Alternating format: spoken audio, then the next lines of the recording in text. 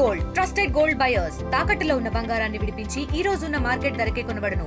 మరిన్ని వివరాలకు సంప్రదించండి 7771077720. రెగ్యులర్గా అమ్మవారితో తిరుగుతున్నారు. మేమైతే అమ్మవారితో తిట్లు పడ్డాము, నవ్వినాము. లాస్ట్కు దివ్యను తీసుకొని పోయినాం.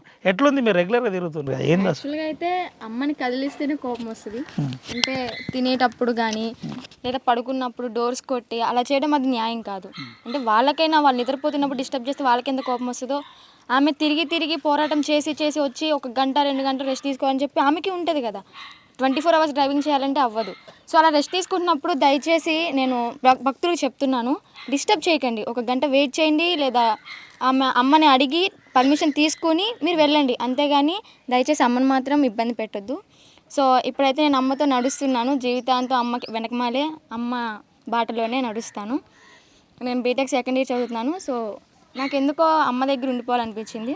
ఇది నా ఒక్కదా నిర్ణయం కాదు, మా ఫ్యామిలీ వాళ్ళందరూ ఒప్పుకున్నాకే, మా ఫ్యామిలీ ఇష్టపడితేనే నేను అమ్మ వెనకమాల తోడుగా అలాగా నుంచున్నాను. సిస్టర్ నేను అడుగుతున్నానని మీరేమనుకోవద్దు. ఈ ఉద్యమం చాలా పెద్ద ఉద్యమం. సనాతన ధర్మం పేరుతో ఒక సిస్టమ్ను ఫాలో అవుతున్న అమ్మవారి వెనుక ఉండగలుగుతారా? మధ్యలోనే వదిలిపెట్టి ఆడ పులిలాగా ఉంటాను.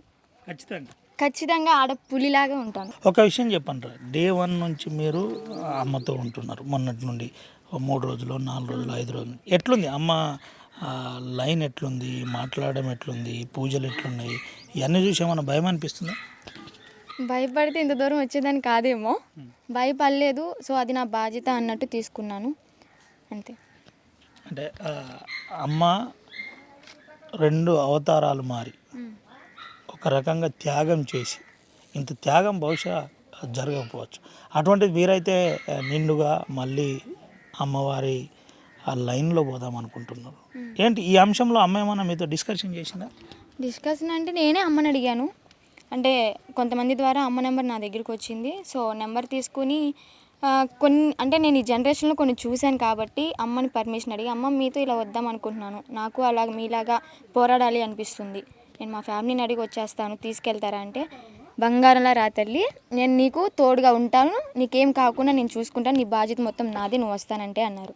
సో అమ్మ అంత మాట ఇచ్చాక నేను వెళ్ళకపోతే ఇంకా అమ్మ మాట పోయినట్టు ఉంటుంది. అందుకని చెప్పి నేను అమ్మ వెనక వెళ్ళడం జరుగుతుంది. సారీ, ఏ డిస్ట్రిక్ట్ అసలు? విజయవాడ డిస్ట్రిక్ట్. ఓకే, విజయవాడ. ఇటు తెలంగాణ, అటు విజయవాడ. అంటే కనకదుర్గమ్మ వారు కూడా లైన్లోకి వచ్చేయబోతుంది, అంతేనా? త్వరలో ఇంటికి ఒక ఆడపిల్ల రావాలని చెప్పి కోరుకుంటున్నాను. వాళ్ళ కాళ్ళ మీద వాళ్ళు నిలబడాలి. రోడ్డు మీద వెళ్తుంటే ఎవరైతే ఏడిపిస్తారో వాళ్ళని చెంప మీద కొట్టి రావాలి. తలదించుకొని ఇంట్లోకి వచ్చి ఆడవడం కాదు, అలాగా కొట్టి వాళ్ళని పొజిషన్ అప్పచెప్పి రావాలి. అదే మా పోరాటం. మరిన్ని వీడియోస్ కోసం ఛానల్ ని సబ్స్క్రైబ్ చేయండి. లేటెస్ట్ అప్డేట్స్ కోసం వాట్సాప్ ఛానల్ ని ఫాలో అవ్వండి. ఆ లింక్ డిస్క్రిప్షన్ లో ఉంది.